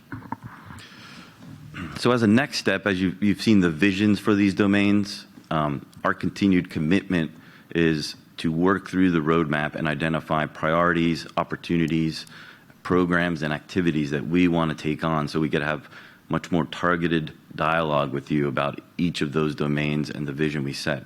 So over the summer, we will be refining, working, and releasing the roadmap that's going to identify the priorities that we want to take on as an organization, and then the programs and activities that we're going to put in place to continue to engage with public safety and then transform the network and transform the way that public safety operates and leverages the network and its services. So that is our commitment to public safety. It's our commitment to continue to go out there and advance the cause with industry, to get the best out of them, and use public safety as a nationwide platform, not just an individual agency or discipline. Continue to drive the value we got out of this network and this deal that we made and this partnership we've created with AT&T, and use the roadmap to advance the network and work together with all of our stakeholders. So, Mr. Chairman, I'd like to close out this briefing to the combined committees on just a network status update based on publicly released information. As of May 2019, we have more than 7,250 public safety agencies that have adopted and are using FirstNet, with over 600,000 connections on the FirstNet network now. AT&T, as I mentioned earlier, is actively deploying our dedicated spectrum, Band 14, and as of the same time frame in May, AT&T has stated it's deployed that in more than 600 markets across the United States. AT&T continues to drive their vendors and hit the ground running with this deployment. Again, it was a 5-year task order for the radio access network deployment. We're 15 months in, but AT&T is well ahead of schedule. And they've stated they've already hit that halfway point of that Band 14 build-out. By the next contract milestone, which is the 60% of the Band 14 build-out, that is contractually due in March of 2020, but AT&T has already publicly stated that they're well on track to reach that by later this fall of 2019. Again, keeping that 6 to 8 month ahead of schedule progress on track. So we're very excited about the activity with that. As of June, we've got I believe over 40 now different applications within the catalog, on the FirstNet catalog, and more are being added every month. And there are now more than 100 unique devices on the NIST list of certified devices for the FirstNet network. Recent speed tests have shown, we had a briefing on that from AT&T with Ookla and some of the others that do this across the country, that the FirstNet network's 25% faster than any of the other commercial networks. And again, that's really showing the dedication of that spectrum and the use of that Band 14 spectrum for those FirstNet users. Tyler mentioned earlier, we have to hold AT&T feet to the fire, I think is what you said, and we're absolutely doing that. We have a dedicated staff with Richard Reed and our network management office that analyzes hundreds of deliverables every week on what this contract is paying for and what we're receiving for that from AT&T as we build this network based on public safety's needs. Our feet are also held to the fire. We have several different audits that Aaron is very familiar, sitting next to you there, with the Government Accountability Office, the Office of Inspector General. They're ensuring we're doing the right things as well. So we're very confident in the approaches we've taken. Again, the next phase of this is leading to that investment, again, driving back into this network what public safety needs to communicate and save lives every day. Thank you again, Tyler, for your service. I want you to know we're holding their feet to the fire. You have our commitment on that. With that, Chairman, that wraps up my update. Thank you. David, Jeff, Jeremy, and Ed, terrific. I think we're going to turn this over to Neil in a second. I guess I wanted to comment on something that, Dave, you led off with, which is the methodology that you're employing here, and that it was successful at the foundation of the enterprise, the FirstNet. That you used it a number of times. I've witnessed it by participating in some of these meetings on how you're able to capture the information and then set it priority. And Jeremy, you just described how we're going to use that as a basis of determining where we're going to put our investment dollars based on the priorities. And one thing you didn't describe, Dave, is that when you had this list of potential possibilities in each of the domains, that you had a graph which charted what is the kind of best understood or highest need versus highest impact division of this. And so this detail behind this, which is extraordinarily valuable as well. And I compliment you and the entire team for what you're doing. Neil. Thank you. First of all, thank you, Jeff. It's really pleased to hear that AT&T is far ahead on their Band 14 deployment. This is what public safety fought for, to get this spectrum, and it's public safety spectrum, and knowing that we're ahead of schedule on the build makes me extremely happy. Also, all of the apps that we have in the app catalog and all the approved devices now that we have that are Band 14 compatible that can be used on the network is really good to hear. But I also wanted to comment a little bit on the roadmap before I turn it over to Tip, and because I think the roadmap has made it very simple for us to see the vision ahead for the FirstNet and what this network can do. Chairman Horowitz talked about the core. The core is one of the domains in the roadmap, and we will be 5G ready, and we'll be 6G ready, and 7G ready, and 8G ready whenever they come aboard. But I think the important thing is the foresight of everyone at FirstNet to essentially demand a separate core, so we have our separate network. This is not a network shared with anybody else. It is a separate network. And as Jeff mentioned, you can run speeds on this network. It's a separate network, and it flies compared to other networks out there. So the core is key, and the core will always be next generation ready when that next technology is ready to be deployed. There's a lot of things that go on. There's no sense of having a technology deployed if there's no devices deployed. So that we've got to do it in a timely fashion, and by having our own core, we can do that. We talk about coverage and capacity. It's more than just getting signal into an area. It's how we use that signal, how we're going to use technologies to get into buildings, how we provide coverage in the case of emergencies. Now, I was so pleased to learn that when AT&T showed the FirstNet deployable trucks lined up behind those vehicles that were used to clear the roadways after a hurricane, that the network comes in on wheels and is back up and working right after a major disaster. And they've learned how to do this. There's no sense of trying to get in there before the roads are cleared, but we're right behind the bulldozers and everything else, and the network comes in on wheels. So the coverage and capacity goes way beyond, and there'll be other technologies developed. Knowing that technology works so well for public safety, it won't be the technology. I mean, we've been using cows for 20 years, believe it or not.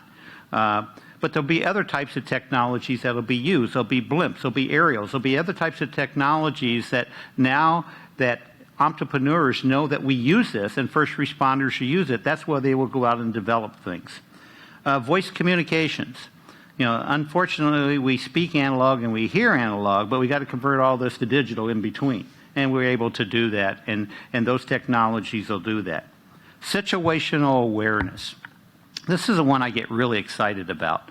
And I get excited about because, Tyler, when you talk about you carrying this Band 14 phone, we've made you a Java browser on 2 legs walking around. That phone has so much power in it. And what we can do with situational awareness by putting certain sensors and things, that information can be shared with those who need to know. So we don't want to limit ourselves to this is what we're going to do and it's going to be a push to talk or whatever. We don't want to limit ourselves. We've got to think outside the box. And it goes into the next one, which is user experience. I remember in 1986, I took a picture of a payphone to the board of directors of Ameritech, which I was an officer of, and the sign that I took a picture of this payphone, above that payphone had a sign, said you wouldn't be standing here if you had a cellular phone. That was in 1986. That's right.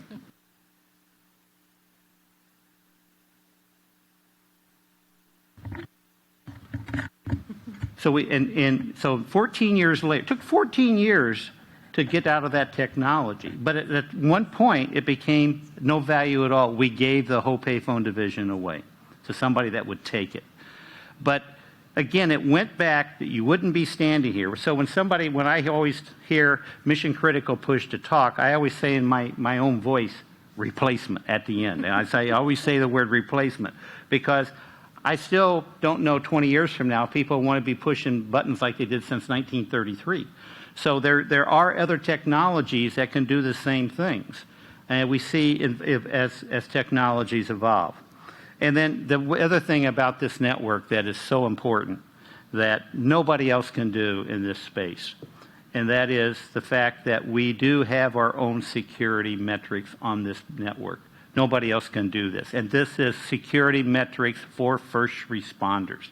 This will be the most critical wireless network ever built in the U.S., maybe in the world. And we will keep it that way. And that's one of the things, and with some of my board members that are committee members on the technology committee, they're going to assure that we do that.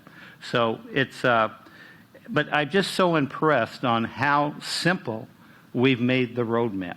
It's something that entrepreneurs, business people, everyone can understand how simple we did this. So on the behalf of the whole technology committee, Jeff and everybody on your team, we thank you for your work, and I'm just really pleased to where we're at. Thank you. Thank you, Neil. Any comments from anyone? Okay, with that, can I, anybody? Can I turn it over to Tip?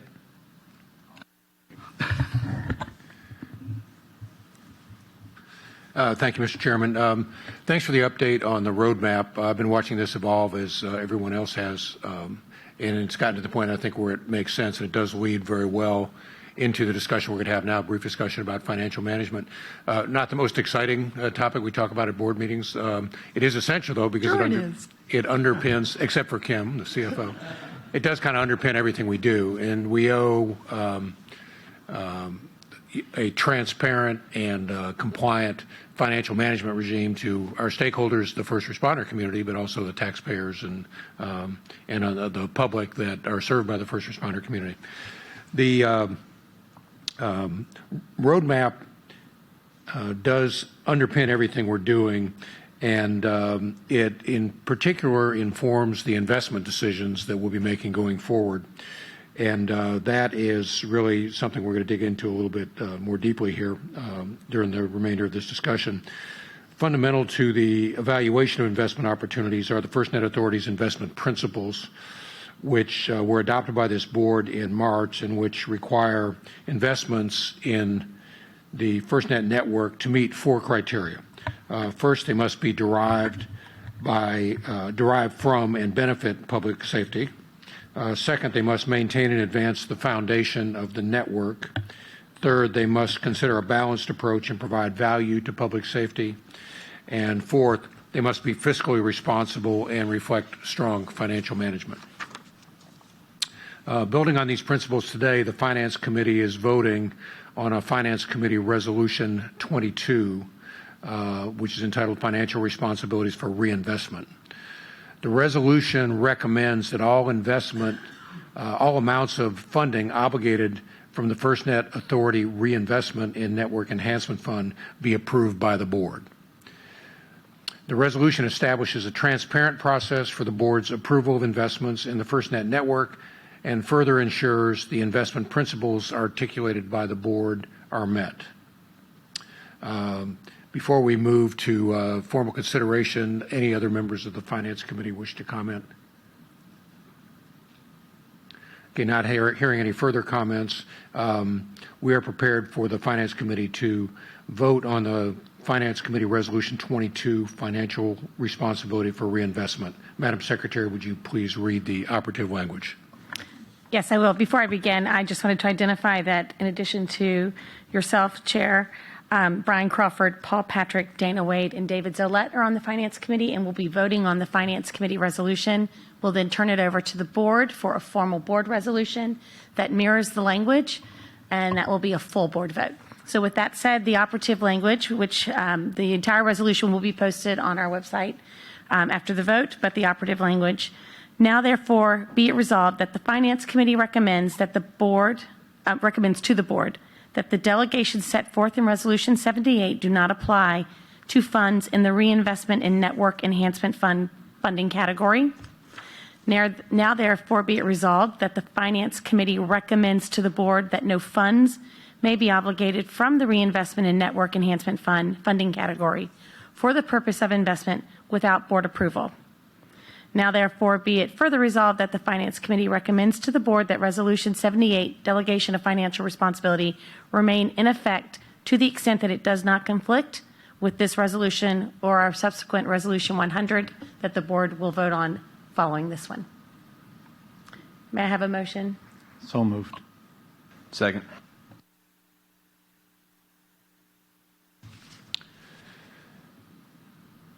So, well, I guess to complete the consideration of this, formal consideration of this by the committee, any opposition or any abstentions?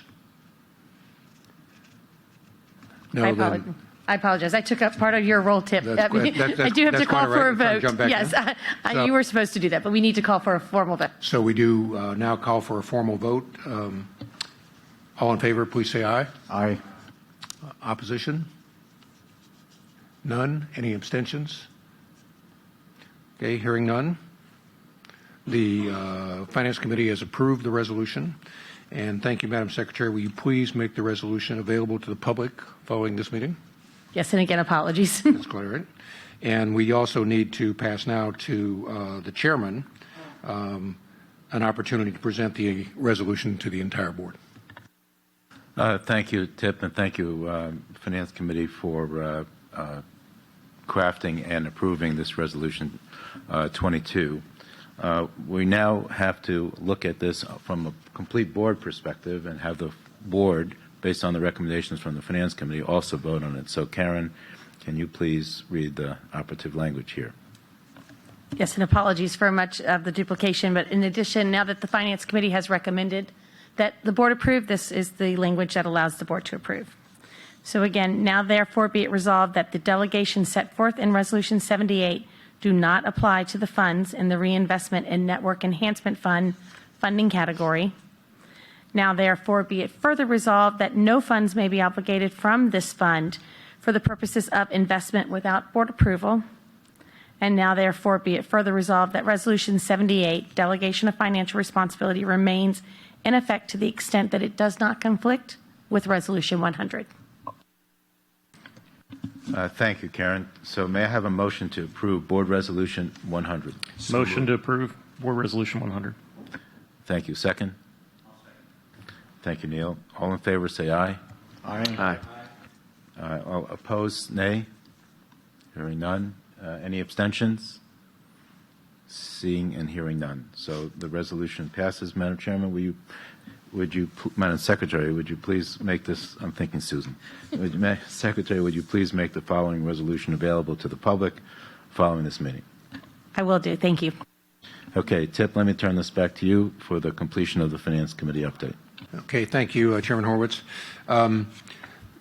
The last quarter has been a typically busy one for the financial management team, and there are a number of issues that have taken a good bit of staff time, though. But I'm happy to report that the finance team did achieve during the last quarter another clean financial audit. Congratulations, Kim, to you and your team for that. It's no small accomplishment. Thank you, Tip. In addition, we've been spending a lot of time talking about enterprise risk management, and we're making a lot of progress in the implementation of our enterprise risk management program. Again, it's not one of the most exciting things to talk about for a lot of people, but it does. It is extremely important from a management standpoint and a fiduciary responsibility standpoint for the board as well. So, thank you for your hard work in that area, Kim. And finally, the 2020 budget formulation process is well underway, and happy to report is also a little bit ahead of schedule. And I'll turn it over to Kim now so she can fill in some of the details on these issues. Kim. Thank you, Tip. Good morning, everyone. I'm going to start today with talking about our cumulative operations for fiscal year 19. Although financial management might not be as sexy as the roadmap, the technology, the innovation that we've been talking about this morning, it actually is a good news story in the financial management arena at FirstNet. And to begin, that first good news story is related to our cumulative operations for fiscal year 19. As you can see from the slide, we have utilized about $45 million of our total $81 million obligations budget. And this is represented by the blue bar that's at the bottom of the graph, and the $81 million red line at the top of the graph, that represents the board-approved budget for fiscal year 19. This means we are actually executing about 56% of our total obligations budget for the fiscal year. From an expense standpoint, we have utilized about $39.2 million of our total $76.5 million expense budget. This is represented by the orange bar that you see and the green bar that you see at the top of the graph, representing that board-approved expense budget. This puts us at about 51% utilization of our expense budget for this fiscal year through May 31st. But this is actually a good news story because, unlike most federal entities, the funding that we do not utilize this fiscal year, actually we will invest or put into that reinvestment fund for future use for FirstNet. So this is a really good news story that all the money that we have not executed and will not execute this fiscal year, due to the good financial stewards across FirstNet, we actually can reinvest those funds into the network for future years.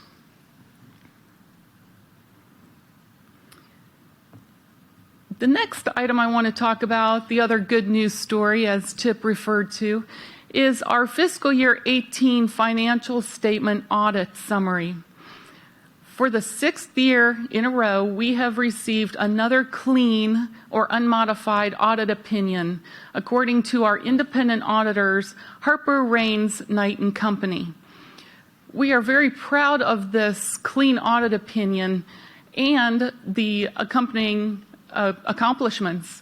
We have no material weaknesses, we have 0 significant deficiencies, and we had 0 internal control management level findings.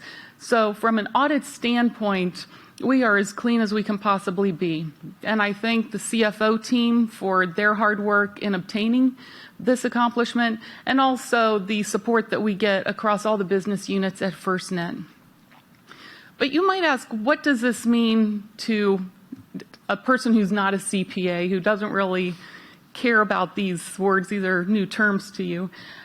This basically means that for first responders, for any taxpayer, you can rely on the financial standing of FirstNet. And this is especially important as we move forward in making investments back into the network in support of public safety. So again, good news story on the financial front. If there are no questions, that actually concludes the financial update. Thanks very much, Kim. Any members of the Finance Committee have any additional comments or any questions from anyone? If not, then I'll turn it back over, I think, to Jeff and Ed for closing remarks before they turn it back to the chairman. Great. Thank you, Tip. So just one thing as we wrap up today's board meeting, I was looking back through the last couple of public board meetings, and I personally want to thank all the FirstNet staff and all the public safety responders that we've worked with over the last year. We've really accomplished a lot since the December board meeting. If you recall, we brought forth a strategic plan for FirstNet 2.0 and how we're moving into the next phase. In March, we had the investment principles approved, as Tip mentioned earlier in the Finance Committee. We also recognize the need to develop a roadmap and understand those public safety needs, not just for the initial 5 years of what we're building now, but what this network needs to look like over the next 20 years, 23 years remaining under contract. So lots of effort across all the teams, thanks to Jeremy and Dave and all the teams across FirstNet that have been working on this nonstop to get us where we need to be. As mentioned in the last board meeting, we do have investment funds available this year. Our goal is to target investments for this fiscal year. The chairman has challenged us to make that happen. We've accepted the challenge, and we're pushing hard to make that happen soon, later this summer and into the September board meeting. That's really what we've been focused on. There's 5 domains within the roadmap, 4 investment principles, and 5 objectives in our strategic plan. So that at a high level, I'll keep saying that up to at least 7 times, Mr. Chairman, to meet your, you got to hear it 7 times goal to capture it. But that's what the team's really been focused on, as well as keeping, holding AT&T accountable, as Tyler mentioned, building what we've paid for and what we will be paying for over the next several years with additional milestones. But I'm excited and looking forward to the future. I know the team's excited, and thank you again to all the board members for your service and participation and guidance to the not only senior managers, but your involvement with the staff means a lot to them as well. They truly appreciate that, and having that interaction with you directly is invaluable. So thank you very much. I'll turn it over to Ed for some final remarks, and then back to you, Mr. Chair. Thanks, Jeff. I'd also like to thank our hosts here in Indiana. I've been fortunate to have traveled the majority of the 56 states and territories from American Samoa to Maine, and I always enjoyed my time in Indiana. And I think it's amazing to see the great work that Tyler and the team, Kelly and others have been working on, because the state really is at the forefront of what we can only envisage, and you guys are the ones actually taking it to that extra level. 26th state, I believe, to opt in, but at the very, very forefront of the work we're doing. And the update that Tyler provided, I think, while it's only just a glimpse, it really does show, frankly, the art of the possible. And I think it's that art of the possible that we really heard of today when Jeremy and Dave were reviewing the roadmap, identifying the needs that public safety have been able to work on for us, reiterating our commitment to public safety, because we cannot do this in a silo. It has to be a collaborative approach from the federal, state, tribal, local perspective, ensuring that the market comes into play so that public safety can take advantage of the interesting and fascinating opportunities that are coming down the line, ensuring that the FirstNet team, as well as the board, is heavily involved in the development of the roadmap. And it's that cross-collaboration that you can see there in the middle, also with our partner, AT&T, to ensure that we can provide the very best network in the world for public safety. And ultimately, all of this leads towards investment. The challenge that Jeff referenced, that Ed and the rest of the board has given to the management to ensuring that we do hit those investment goals by the end of the fiscal year, is certainly one that is at the forefront of everything we're doing. And so, as always, our commitment is here to serve public safety. Our commitment is to ensuring that we provide the very best network for public safety. And as we start looking towards a 5G environment, we will be FirstNet ready. We will be making investments in that space in the coming months and years to ensuring that the system is the very best anywhere in the world for public safety and remains public safety's only dedicated network. There's no other organization that has a FirstNet authority to which acts as that voice to and from public safety into our partner. And I think that differentiation is something that does make FirstNet unique and does add extraordinary value to what we're trying to achieve. So thank you, Mr. Chairman. I appreciate the time. Thank you, everyone. And I just want to add my thanks to the team from Indiana who made our visit here warm and comfortable and interesting and so informative. And you are champions of FirstNet. It is the certified network that is devoted to public safety. You are tip of the spear making it happen here in Indiana. I will just ask you, don't take the foot off the pedal. You might, I mean, you're not going to crash on the motorway, but just don't take the foot off the pedal. Make it happen. Keep pushing it. Keep pushing us with new ideas. We will push you with ideas to try out.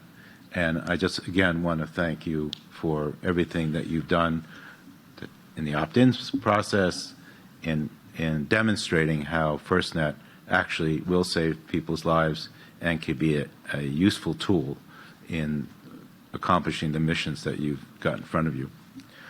I also want to thank our team for the work that's gone into crafting the roadmap, the board's involvement in it, the PSAC's involvement in it. There's a lot of work that goes behind it. And while these charts tend to show a road that kind of got curves and turns in it, the reality is that it's really meant to be a living document. There is no straight line from here to there that defines where that investment dollars are going to go to. The roadmap will evolve. There will be other turns. There will be interesting things for us to look at, technologies that we should figure out how to incorporate into the network, have AT&T incorporated into the network as their service, as they are our service provider, and we will put all the investment dollars to work. There's not a question of that. So I appreciate the organization's stewardship on running the place with, under budget, if you will, and the money is going to go into the investment fund, and then again, as I said, will be completely put to work. So with that, I want to thank everybody and the board as well, the people who have organized our presence here, Karen and the team for all the prep work that you do. And Terry, this is your last physical board meeting, but we have other opportunities for you to call in and participate. So with that, may I have a motion to adjourn, please? Move to adjourn. Second? Second. Okay, all in favor? Aye. Aye. Anyone want to stay longer? Please? Thank you. Bye-bye.